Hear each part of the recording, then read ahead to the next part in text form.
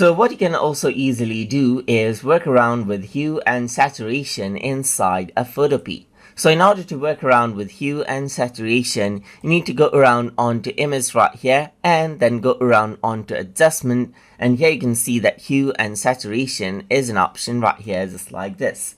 If I were to go around and change around the hue, then you can see that I can change around the overall color of the image right here, just like this. Let's just go around and say 0 right here.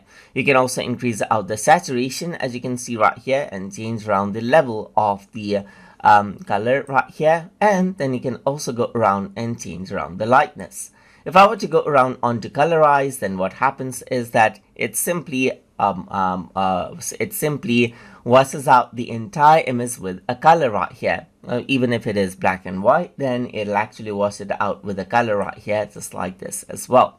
Apart from that, you can also go around over here, and there's the range, and here you can see that you can also work around with red. So let's say, for example, if I were to just select red, then I can change around the red right here. You can also take the sample of the red. Let's say, for example, I can go around over here and then click on this area, then it takes this sample as the red right here. You can also go around for plus right here and minus samples right here, just like this, and increase the range of the red from this panel as here as well. And if I were to change it now, it selects that color range of red right there.